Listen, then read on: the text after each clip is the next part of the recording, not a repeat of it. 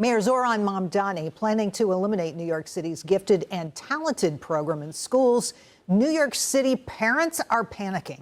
The move is pushing thousands of anxious parents into the elite New York City private school pipeline, where tuition could be as much as $70,000 a year. How ironic! A policy designed to make public education more equitable is now driving inequality. Taylor, I'm going to come to you first. Folks are paying $100,000 a year for private school. It's wild, How do you, almost. I mean, there's no retirement. There's no, I mean, like, it closes so many of your options when you, if you're a normal person. This is so crazy. Like, because if you're in New York City, I don't think the rest of the world is dealing with the crazy tuition amount. 100,000. I don't know. Yes, the public school system can be awful at times, but is it worth paying $100,000 for them to go just through high school? Well, let's keep going. In New York City, this is dumb. I mean, this is crazy. I think there's a few things. If you can afford $70,000 a year, were you really going to go to public school to begin with? I'm not sure. But I do know, because I've just been in an interview process with some of the more affordable Catholic schools that have better entry prices for normal people like me, huge demand, because the difference between public school and a Catholic school, it's more manageable than going all the way up to $70K. And you're just getting a little bit more nervous about, for me too, it's not even the gifted and talented, and I've talked on the program, it's all the gender woke stuff.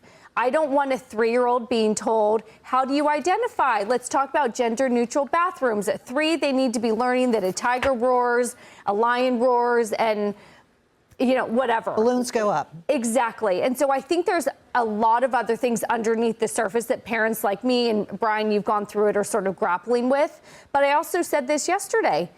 This is what you voted for. I don't have a lot of sympathy for people that are now crying wolf when they voted for these policies. Yeah, cultural Marxism is about literally not just leveling the playing field. It's about taking everybody down to the lowest common denominator. Yeah. And that's what this guy is doing. Mm-hmm. So, yeah, we've had experience with the Department of Education in the city. We got a kid who goes to a public middle school. It's not a gifted program, but it's good. It has a great track record.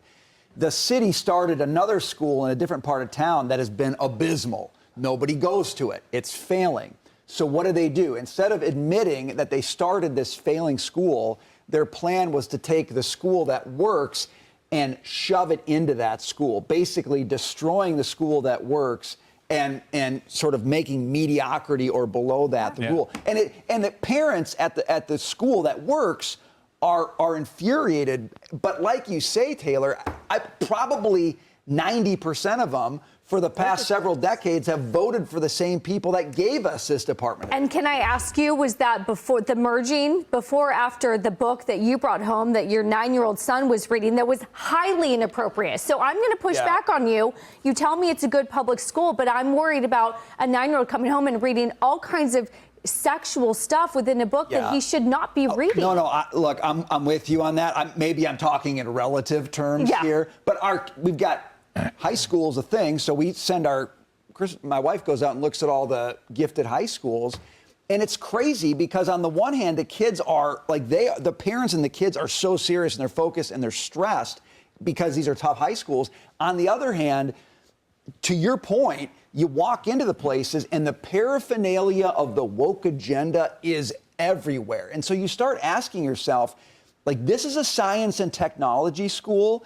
but at the end of the day, is that what they're really teaching these kids? Because if they are, it doesn't square with all the pictures and flags that are on the wall in this place. And that. Now, here's a question. Are you fine with the woke agenda, or not really? Well, you can say woke agenda, but as like it shows a bunch of gender affirmation and the LGBTQIA community. Are you fine with that being showed in schools?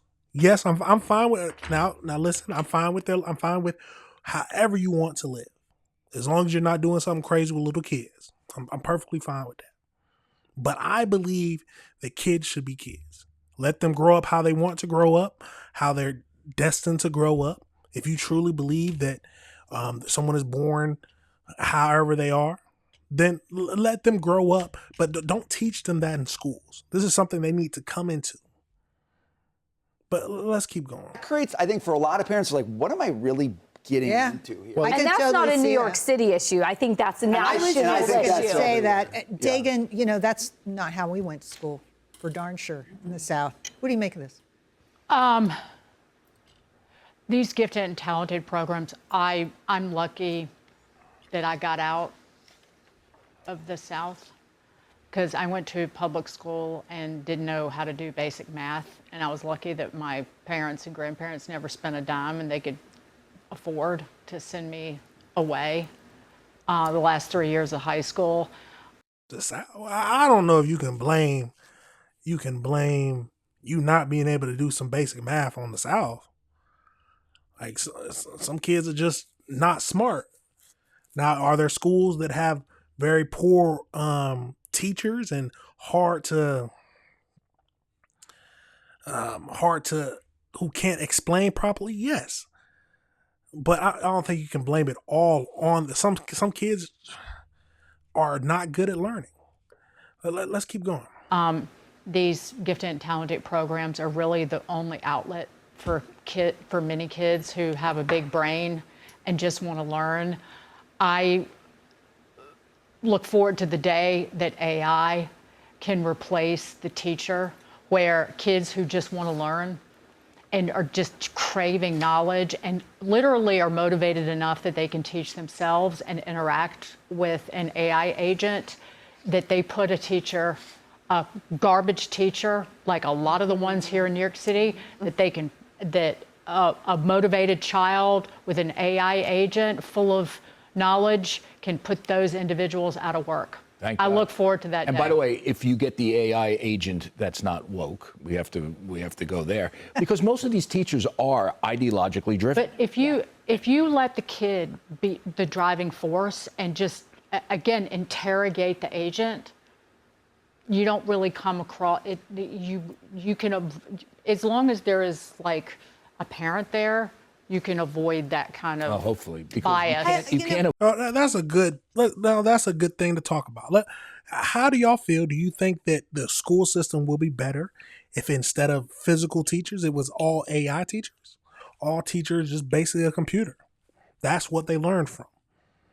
Now, some students will do good. Some students will be bad. At least that's my thinking. Now, my main thing, I think I learned fine from either learning from examples, books, but just in general, somebody talking it through with me. So if an AI teacher does come, but do you think you lose the human side of that? Or does it need to even be a human side for teaching?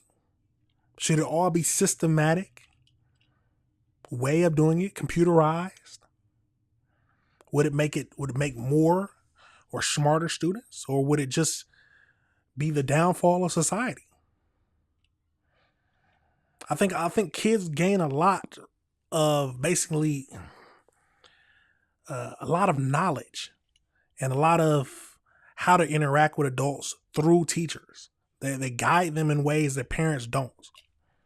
So I think losing that personal touch will be harmful in some ways, but I'm not sure what it would be. What are your thoughts on that? Crazy situation, y'all. Let's go over into this AI breakdown. We pretty much got the gist of this video, but AI breakdown, I just want to see what the gifted program. Why are they cutting the gifted programs? So as of March 2026, the New York mayor has began implementing a plan to phase out the gifted and talented program for the city's youngest students.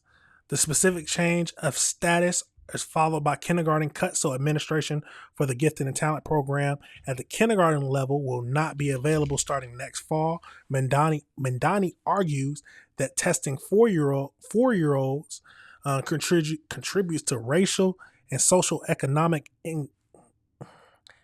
inequities. I'm confused on if you're just testing to see if the 4-year-old is smarter than the other kids, and then he is, how does that bring up racial and social economic inequalities? Now, I might be missing something, so let me know. So we know children already in the gifted and talented classes are not affected and will be allowed to complete the program through 5th grade. The mayor's office has stated that the 3rd grade entry point for accelerated learning will remain in place for the upcoming school year. To replace the early gifted and talented track, Mamdani is prioritizing a free universal child care system for children from 6 weeks to 5 years old, aiming for a more equitable, groundbreaking opportunity for all students. But the point of the gifted and talented is to teach at least that's my understanding, is to teach the students who are, as the name says, gifted and talented, really smart students who are way above their peers.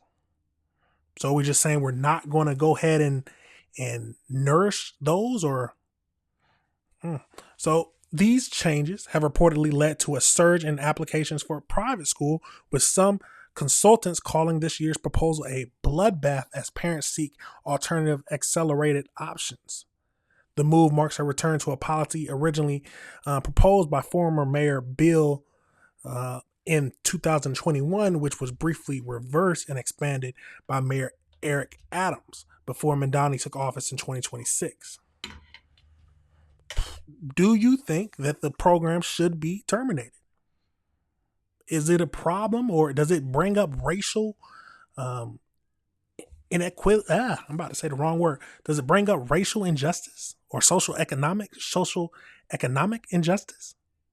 Because some kids are getting treated or tested into the gifted program? Let me know your thoughts on that situation, y'all. Let me know your thoughts. How do you feeling about this whole thing?